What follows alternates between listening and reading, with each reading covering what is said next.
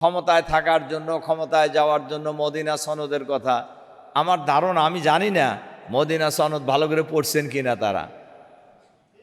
Medina সনদে তো চাঁদাবাজির কথা নাই, আছে? মদিনা সনদে তো দুর্নীতির কথা নাই, মদিনার সনদে অন্যের সম্পদ দখল করার কোনো কথা নাই। তাহলে মদিনার সনদের আলোকে যে আপনি রাষ্ট্র চালাবেন কিভাবে? কোরআনে আল্লাহ তাআলা বলছেন লিইউযহিরাহু আলাদ-দীনে কুল্লি, সমস্ত মানব রচিত মতবাদের মূলোৎপাটন করে কোরআনের শাসন ব্যবস্থা কায়েম করা, আল্লাহর দ্বীনকে বিজয়ী করা, এটা সকল শুধু মুহাম্মদ সাল্লাল্লাহু আলাইহি সাল্লামের উদ্দেশ্য ছিল না। যত নবী রাসূল আল্লাহ তাআলা এই পৃথিবীতে পাঠিয়েছেন, সকল নবী রাসূলেরই মিশন ছিল, উদ্দেশ্য ছিল লিইউযহিরাহু আলাদ-দীনে কুল্লি, সমস্ত মানুষের তৈরি করা আদর্শের উপর ইসলামকে বিজয়ী করা।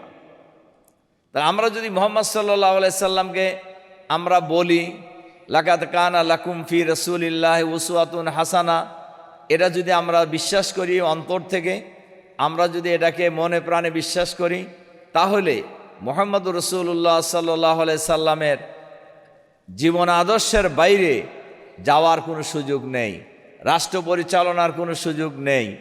আমরা অনেকেই বলছি ক্ষমতায় থাকার জন্য, ক্ষমতায় যাওয়ার জন্য মদিনা সনদের কথা আমার ধারণা, আমি জানি না মদিনা সনদ ভালো করে পড়ছেন কিনা তারা। মদিনা সনদে তো চাঁদাবাজির কথা নাই, আছে? মদিনা সনদে তো দুর্নীতির কথা নাই, মদিনার সনদে অন্যের সম্পদ দখল করার কোনো কথা নাই। তাহলে মদিনার সনদের আলোকে যে আপনি রাষ্ট্র চালাবেন কিভাবে? আমাদের আজকের প্রবন্ধকার শেষের দিকে ইসলামী মদিনার রাষ্ট্র ব্যবস্থার কাঠামো বলতে গিয়ে উনি 19টা পয়েন্ট বলছেন এবং খুব চমৎকার করেই বলছেন। আমার খুব ছোট্ট সাজেশন সবার জন্যই, আমরা মুহাম্মদুর রাসূলুল্লাহ সাল্লাল্লাহু আলাইহি সাল্লামের মদিনা সনদ বলি আর মুহাম্মদ সাল্লাল্লাহু আলাইহি সাল্লামের প্রতিষ্ঠিত রাষ্ট্রের কথা বলি, এটা করতে হলে মুহাম্মদ সাল্লাল্লাহু আলাইহি সাল্লাম একদল চরিত্রবান মানুষ তৈরি করেছিলেন। চরিত্রবান মানুষ ছাড়া দুর্নীতিমুক্ত নেতৃত্ব পাওয়া যাবে না, দুর্নীতিমুক্ত মন্ত্রী পাওয়া যাবে না, চাঁদাবাজ মুক্ত মন্ত্রী পাওয়া যাবে না, চাঁদাবাজ মুক্ত এমপি পাওয়া যাবে না।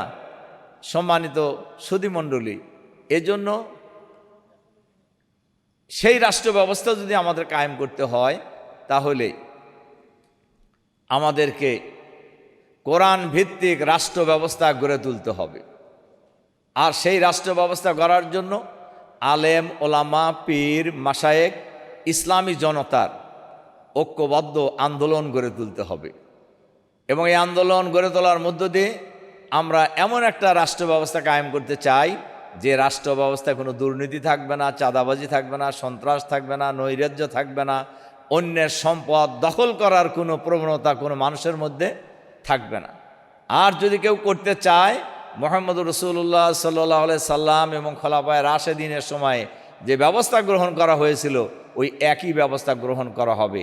তাহলেই কেবলমাত্র এই সমাজে আমরা একটি শান্তিপূর্ণ ইসলামী সমাজ কায়েম করতে পারবো।